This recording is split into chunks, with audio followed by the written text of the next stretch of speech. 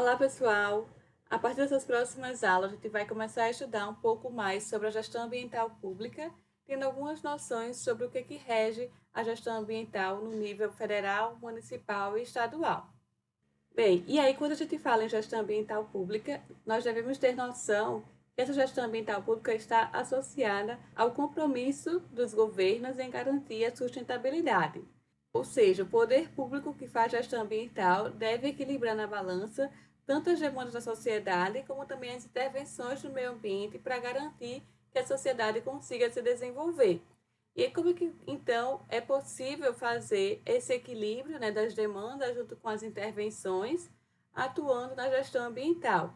Então, através da orientação e da indução dos processos de intervenção, é que o poder público consegue equilibrar esses dois elementos na balança, das demandas e das intervenções, visando promover que sejam escolhidas alternativas sustentáveis na exploração dos recursos naturais, para que a sociedade consiga se desenvolver socialmente, economicamente, né, e também ambientalmente falando.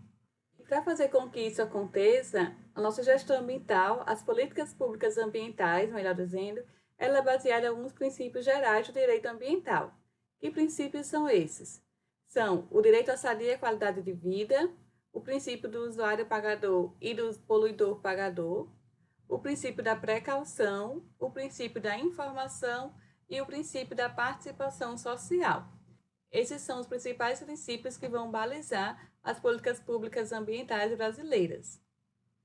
Com relação ao primeiro princípio, do direito à sadia qualidade de vida, ele vem lá na Declaração de Estocolmo, em 1972, que diz que o homem tem direito a adequadas condições de vida em um meio ambiente de qualidade, garantindo lá aquele princípio também do saneamento ambiental, da saúde ambiental, onde a gente tem a interferência, né, da saúde do meio ambiente, interferindo diretamente na qualidade de vida de saúde da população.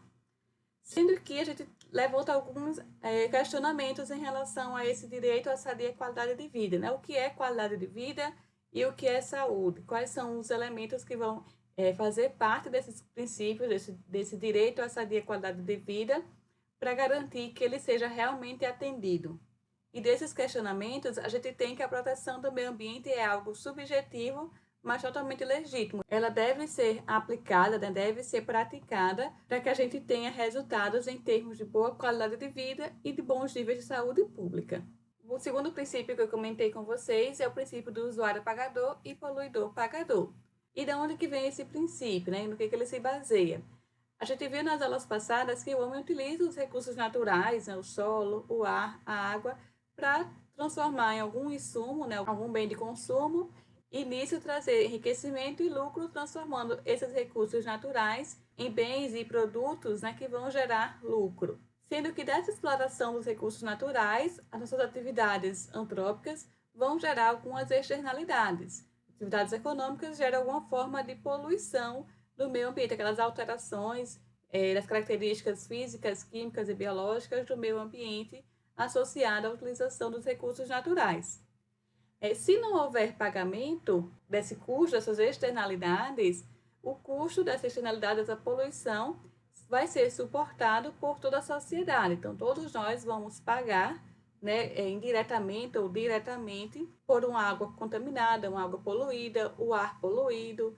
E aí, esse princípio do usuário pagador ou do poluidor pagador faz com que tanto o usuário quanto o poluidor incorporem aos custos das suas empresas, das suas atividades, esse custo da poluição, esse custo da externalidade, fazendo com que as empresas, com que o poluidor, com que o usuário não gere a poluição, faça com que ele não venha a gerar alguma forma de poluição.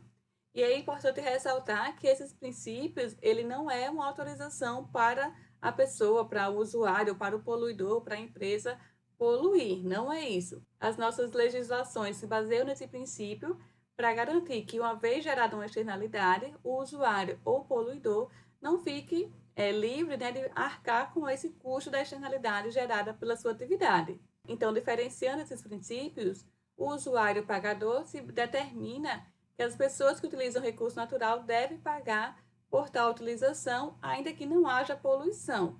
E o princípio do poluidor pagador determina que o poluidor tem tanto o dever de prevenir a ocorrência da poluição, dessa externalidade, como também de reparar integralmente eventuais danos que ele possa causar com a sua atividade, com a sua conduta. O terceiro princípio é o princípio da precaução. Ele está associado à incerteza do dano ambiental. Eu não sei se vai acontecer algum acidente, algum dano ambiental, alguma forma de poluição. Portanto, eu tenho que me precaver, né, antecipar esse dano ambiental. Fazer com que as minhas ações sejam tais que elas não vão provocar nenhuma forma de alteração, nenhuma forma de poluição ambiental.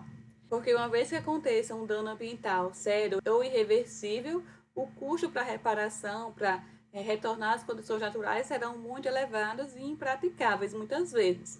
A exemplo do que aconteceu no rompimento da barragem lá em Brumadinho no ano passado, em que o dano ambiental ali foi tão grande que o custo para reparar ali é praticamente impraticável.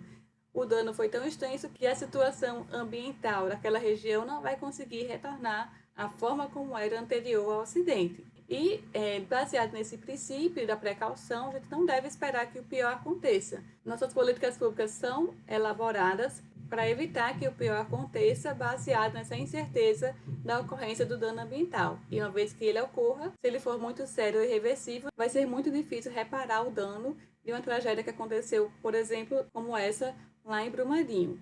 O quarto princípio é o princípio da informação. Ele está associado a essa característica do meio ambiente ser de bem interesse comum de todos. Então, todos devem saber o que se passa em termos ambientais de modificação no meio onde a sociedade vive.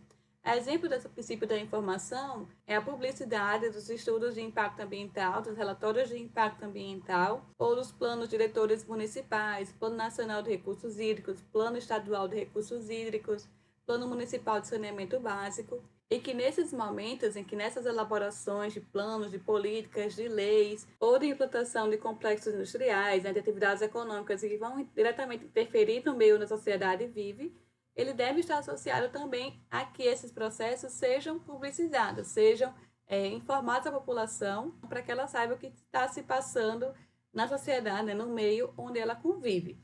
Então, é obrigatório, por exemplo, que os estudos de impactos ambientais tenham uma fase na sua elaboração que seja para ouvir a população em termos dos impactos ambientais, impactos sociais, impactos econômicos que vão ser gerados pela implantação daquela atividade naquele local. Da mesma forma do plano diretor que serve para direcionar as ações da sociedade no meio, na cidade onde ela convive, também deve passar por essa etapa de informação e de participação social.